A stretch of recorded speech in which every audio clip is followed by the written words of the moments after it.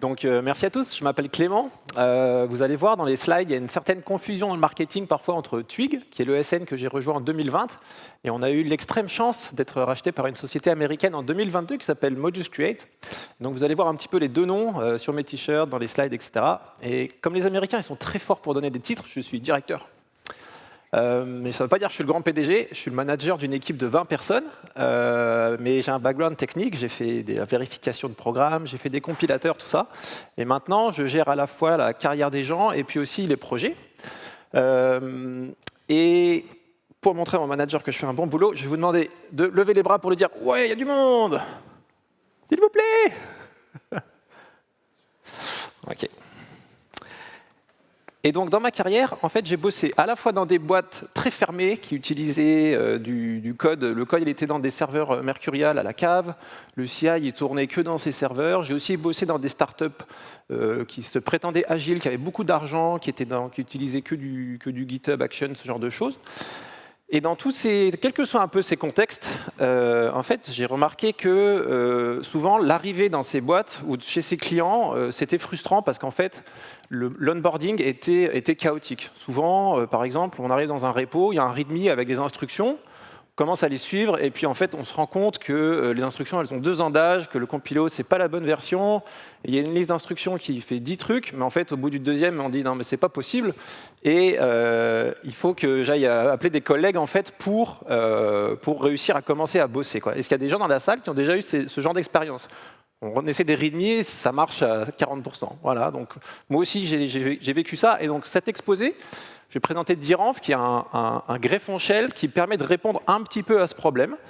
Ce n'est pas une solution miracle, mais c'est quelque chose que j'aime bien parce que c'est normalement pas très conflictuel. Ça fait quelque chose de petit et de précis, mais ça le fait bien. Et normalement, quelles que soient vos opinions sur les langages, tout ça, on peut réussir à se mettre d'accord à l'utiliser. Donc si vous êtes responsable d'équipe ou de plusieurs repos, etc., ça peut être un des premiers moyens pour que les gens commencent à avoir une culture commune d'utiliser les mêmes outils ou peut-être la même version du compilateur, à avoir des pratiques qui sont partagées et qui, on l'espère, sont bonnes. Donc, Diranv, c'est un greffon shell que vous installez globalement donc, sur votre machine. Par exemple, c'est un hook dans le point bashrc. Ça, je vais parler de bash, mais ça supporte tous les shells, hein, des ZSH, des fiches, etc.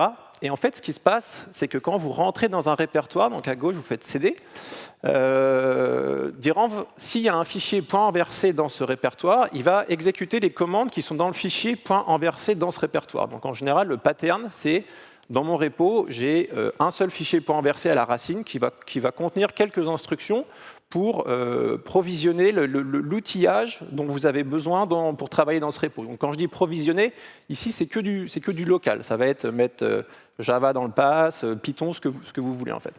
Et Diranv aussi, c'est pas conflictuel parce que par défaut, ça fait rien. C'est pour ça qu'à droite, j'ai mis la commande Diranv hello, parce que si vous rentrez dans un répertoire où il y a un fichier .enversé pour la première fois, il va rien faire. Il va vous dire, est-ce que tu as confiance dans le fichier .enversé? Si oui, vous tapez Diranv hello, et seulement dans ce cas-là et dans les fois suivantes, il va charger l'environnement. Donc pour rendre ça un petit peu plus concret, j'ai mis à gauche ici l'exemple d'un fichier .enversé. Donc la première, j'ai mis les commandes en bleu. Donc il y a un petit ensemble de commandes dans Diranv. Layout Python 3, ça dit à Diranv, s'il y a un environnement virtuel dans .diranv/python version, tu l'utilises, et s'il n'est pas là, tu le crées. Donc c'est un moyen assez simple en fait, de s'assurer que si ensuite vous faites des commandes genre pip install pour installer des paquets, elles vont être dans cet environnement local qui est dans votre repo. Comme ça, vous évitez de polluer l'installation globale. Deuxième commande que j'ai mis ici, c'est passadd. Donc ce que ça fait, c'est que ça augmente la variable d'environnement pass. Ça rajoute à la fin ou au début, je ne sais plus, le pass que vous lui avez passé. Donc si par exemple vous avez un outil qui est en interne dans le repo mais que vous l'utilisez en ligne de commande, vous pouvez le mettre à disposition de tous les devs en mettant une commande passadd. Et vous pouvez aussi changer l'environnement, les variables d'environnement. Donc export, ça va mettre dans votre environnement une nouvelle variable. Et ce fichier à gauche, il est assez simple, mais en termes de partage de bonnes pratiques, il n'est pas top. Est-ce que quelqu'un peut voir pourquoi? Parce qu'en fait, à gauche, on dit juste « j'utilise Python 3 », mais On ne spécifie pas la version en fait. Donc si moi j'ai un Python 3.10 par défaut, c'est ce qui va utiliser un environnement virtuel 3.10. Et en termes de reproducibilité, donc la reproducibilité, c'est le fait que si ça marche aujourd'hui sur ma machine, ça a de fortes chances de marcher dans 6 mois, et normalement, ça a aussi de fortes chances de marcher chez mon copain qui n'a peut-être pas exactement le même système d'exploitation ou pas exactement les mêmes versions des binaires globaux. Donc à droite, on a une version de ce fichier point inversé qui est un petit peu plus reproductible, qui se repose sur pyenv. Et donc le mot-clé layout, c'est un mot-clé qui dit utilise les conventions de l'outil en question et fais quelque chose avec. Donc layout pyenv 3.6.2, ça dit tu mets dans le pass un Python 3.6.2 et pour le mettre dans le pass, tu utilises pyenv. Et Diranv, lui, il ne gère pas véritablement enfin, il ne sait pas trop ce que c'est pyenv. Il suppose que vous l'avez dans votre outil. Et donc je l'ai déjà abordé, mais les problèmes que Diranv résout, en fait, il y en a plusieurs. Donc le premier, ça va être que ça va améliorer un petit peu l'expérience développeur. Donc l'expérience développeur, c'est le fait qu'on passe plus de temps à faire des features, à écrire du code, qu'à se battre avec le tooling, se battre avec le CI, etc. Donc si vous êtes un leader, un manager, vous vous occupez des gens, ou si la santé mentale de votre équipe vous intéresse, c'est peut-être sympa d'avoir une DevEx qui est bien, parce qu'en fait, c'est usant à force si on est toujours en train de se battre contre l'outillage. Donc Diranv, c'est un des moyens assez non conflictuels d'améliorer l'expérience développeur. Et ça permet aussi de commencer à parler des équipes de bonnes pratiques. Peut-être qu'à un moment, on va rentrer dans un repo où il y a un fichier point inversé, on va se dire « Ah, pour le prochain repo, c'est un moyen facile de faire un petit peu de reproducibilité. On va aussi le mettre dans le repo suivant. » Et commencer comme ça, en fait, à faire que les devs des différentes équipes partagent des pratiques qui sont communes. Et aussi, ça permet, le dernier point que j'ai mis sur les slides, c'est la reproducibilité. Donc, c'est que ça permet de mettre des environnements de développement qui sont locaux au répertoire dans lequel vous travaillez, et ceci de manière très simple. Il n'y a pas de conteneur, il n'y a pas d'exécution distante, c'est juste des outils locaux, mais qui sont disponibles uniquement quand vous rentrez dans votre repo. Et donc, ça permet d'avoir un projet avec du Python 3.10 et un autre projet avec du Python 3.8 sur la même machine, sans qu'il y ait de pollution en fait, de votre /user/bin avec plusieurs versions de Python. Donc, ça permet aussi de commencer à parler de ces sujets-là dans vos équipes. Alors maintenant, je vais montrer aussi quelques fonctionnalités un petit peu plus avancées. La première, c'est que souvent dans les setups, on a chacun un petit outil supplémentaire qu'on est le seul à utiliser, ou peut-être on veut l'introduire dans la base de code pour tout le monde, mais on veut tester soi-même. Dans ce cas-là, vous pouvez faire des fichiers point inversé. La convention, c'est de les appeler point inversé, point local, qui sont exécutés uniquement s'ils existent. Donc moi, typiquement, souvent, j'ai des petites extensions là-dedans, et ça me permet elles sont activées automatiquement pour moi, mais comme ce fichier n'existe pas chez les autres, il n'est pas versionné, j'ai pas besoin de l'imposer aux autres en fait. Une autre chose dont je vais parler dans plusieurs slides, c'est que Diranv, ça se repose sur des écosystèmes existants. Donc, par exemple, Nix, c'est un outil qui fait du provisioning, mais qui est dur à utiliser, donc du provisioning local. Ça va mettre dans votre machine un GCC à la bonne version, un JDK. Enfin, ça se repose sur le repo qui s'appelle Nix Packages, qui est un des repos open source les plus gros du monde sur GitHub. Et dans ce repo, ça montre comment builder tout un tas d'outils, tous les YQ, GQ, enfin, tout ce que vous pouvez imaginer quasiment, c'est packagé dans Nix. Mais Nix, c'est assez difficile à utiliser. Mais si votre équipe utilise Nix, par exemple, vous pouvez dire à votre terminal de charger automatiquement cet environnement Nix en disant use Flake. Flake, c'est un des systèmes un des moyens d'utiliser Nix, et vous pouvez automatiser son utilisation avec cette commande. Donc en fait, Diranv, il va se reposer sur tout un tas d'écosystèmes sans en faire particulièrement beaucoup lui-même. J'ai montré un peu plus tôt la commande layout Python, mais il y a d'autres supports, j'ai écrit ici natifs, c'est-à-dire où Diranv sait quelles sont les conventions dans ces écosystèmes. Et donc, il y en a un certain nombre que j'ai mis là, mais pour être honnête, j'ai quasiment tout mis. Parce qu'en fait, après, ça va être à vous si vous voulez, vous travaillez dans un autre écosystème, par exemple, si vous travaillez dans l'écosystème JVM, vous pouvez vous reposer sur SDK, qui est une commande qui va télécharger des JavaC, des ScalaC, le compilateur de l'écosystème JVM dans votre pass. Et En fait, vous allez mettre ces commandes-là, parce que dans les points inversés, vous pouvez mettre des commandes bash, enfin des commandes de votre shell.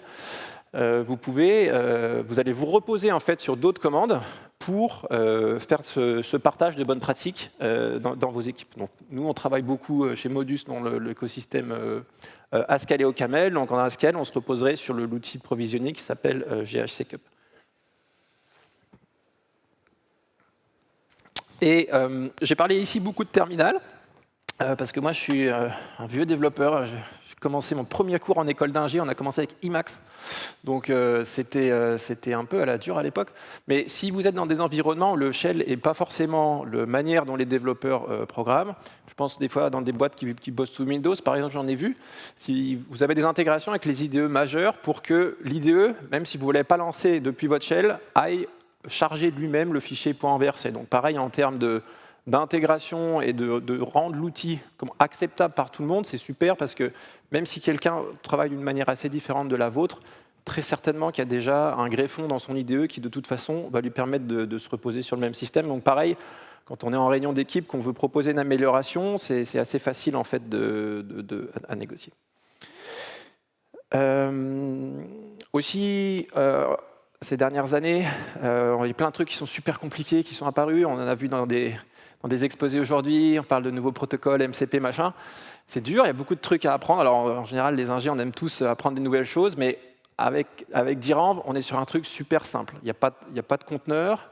C'est quelque chose qui s'exécute en mode utilisateur.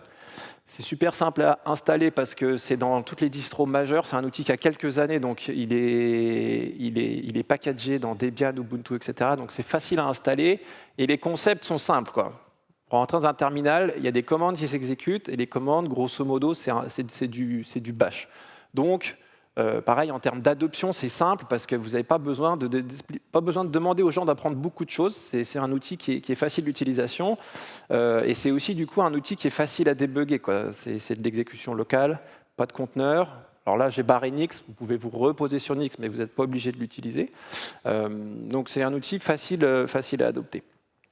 Et comme je l'ai dit, aussi en termes de sécurité, le deuxième point ici assez important, c'est que les gens qui ne veulent pas l'utiliser, qui disent « non mais moi je ne veux pas d'exécution de code arbitraire quand je rentre dans un répertoire », ce qui peut être un souci tout à fait valide, parce que votre fichier .inversé, j'ai montré quelques commandes, mais il peut appeler aussi du bash. Donc en fait, quand vous vérifiez le fichier .inversé la première fois, s'il appelle un script qui est super compliqué, en théorie, il faut auditer aussi ce script-là. Donc en termes de sécu, ça ne peut pas être top, mais par défaut, il n'est pas actif. Donc si jamais vous avez des problèmes de sécurité, juste, les gens peuvent ne pas l'utiliser si ça les embête. Je vais vous montrer quelques exemples avant de parler de celui-là. Donc là, j'ai mis en fait, je vais vous montrer les trois tabs à droite. Et ces tabs, à chaque fois, je suis rentré dans le répertoire en question où il y a un fichier .inversé. Donc la commande en haut, à chaque fois, c'est CD. Et ensuite, on voit que la commande CD, elle met de la sortie sur la sortie standard supplémentaire. Donc on le voit ici, c'est le repo que j'utilise pour le cours de programmation fonctionnelle que je donne à l'Université de Lorraine. Et quand les étudiants rentrent dans ce repo, en fait, on voit donc à la deuxième, avec le cat après, on voit le contenu du fichier .inversé. Et donc en fait, ce fichier .inversé, il suppose que vous avez installé les outils dont vous avez besoin pour bosser en Haskell, donc le gestionnaire de paquets qui s'appelle Cabal, le compilateur qui s'appelle GHC et le Language Server Protocol qui s'appelle HLS. Il suppose que vous les avez mis dans un répertoire qui s'appelle bin, donc qui est un sous-répertoire du répertoire courant. À nouveau, l'idée c'est que cet environnement Haskell, il est dans ce répertoire-là, il ne pollue pas l'environnement global. Et si vous voulez un autre projet Haskell avec d'autres numéros de version, celui-là, il ne va pas vous embêter. Donc ça, c'est par exemple un des points inversés que j'utilise avec mes étudiants. Ici, j'en ai un autre qui est un point inversé de production, entre guillemets. Celui-là est dans un repo qui s'appelle Cardano CLI, qui est un produit de crypto-monnaie pour lequel on a fait du consulting. Je ne suis pas super fan de crypto-monnaie, mais il faut avouer que les TGM étaient pas mal. Et donc dans celui-là, ce repo il se repose sur Nix. Donc là, la première commande c'est useFlake. Et ensuite, là pour le coup, donc export local archive, c'est un truc que seuls les devs qui sont sous Ubuntu ont besoin pour que ça marche. Je ne sais plus exactement ce que ça fait, mais c'est versionné dans le point inversé global parce que ça ne gêne pas les autres. Et à la fin, il y a l'extension pour un point inversé local s'il y a besoin. Ah oui, on voit aussi là les commandes watchfile. Donc watchfile, ça dit à Diranv, attention, si ces fichiers ils changent, tu dois recharger l'environnement courant du shell. Ce qui peut être pratique si vous êtes sur une branche, vous tirez du code d'un collègue, il a changé des fichiers de conf qui sont utilisés par le point inversé, il va se remettre à jour automatiquement. Et enfin, le dernier que je voulais montrer, celui-là, c'est un repo que j'utilise pour faire du CodeQL. CodeQL, c'est un outil d'analyse statique fait par GitHub pour trouver du code vulnérable. Et cet exemple, c'est un projet Python qui utilise Poetry pour les dépendances. Et donc du coup, celui-là, quand vous rentrez dans le shell, il active automatiquement l'environnement qui est fourni par Poetry. Donc il va charger les paquets Python qui vont bien, et puis si mes souvenirs sont bons, il va aussi prendre la version de Python qui est spécifiée dans l'environnement Poetry. Donc voilà, c'est pour vous donner une idée un petit peu ces différents fichiers des patterns d'utilisation que vous allez avoir. Et donc comme j'ai dit, l'idée c'est que ça rend plus facile cet outil de passer d'une équipe à l'autre. Si chaque équipe utilise un point inversé, on rentre dans le repo, on n'a pas besoin d'aller voir les potes pour savoir comment installer le repo. Normalement, ça va être fait automatiquement par le fichier point inversé.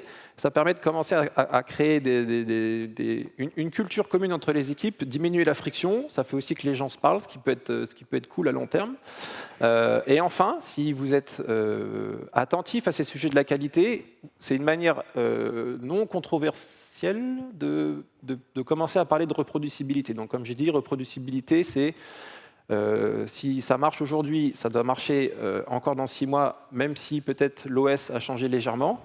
Et c'est aussi, si mon code n'a pas changé et que je recompile, je dois obtenir exactement le même binaire. Donc il y a des industries où ce genre de truc, c'est important. Mais si vous voulez le mettre en œuvre dans vos équipes, c'est difficile parce que les outils correspondants pour faire de la reproducibilité, donc j'ai parlé un peu de Nix, Bazel, c'en est un autre, c'est des outils qui sont durs à utiliser. La courbe d'apprentissage, elle est raide. Au début, on se casse un peu les dents. Et si vous, en tant que leader technique ou quelqu'un qui aime la qualité, vous voulez aller là-dessus, mais certainement en plusieurs années, mais que dans vos équipes, il n'y a pas du tout cette culture pour l'instant, c'est un peu YOLO, vous pouvez commencer par utiliser Diranv pour mettre un petit peu ces sujets de reproducibilité, éviter de polluer l'environnement global sur la table de manière normalement assez cool, et ça devrait passer. Et ce qui est cool aussi avec Diranv, c'est que l'URL est super simple, diranv.net. Ça va vous donner la doc des différentes commandes. C'est un outil open source, vous pouvez y contribuer. Et ça m'amène à la fin de mon exposé, donc je vous remercie.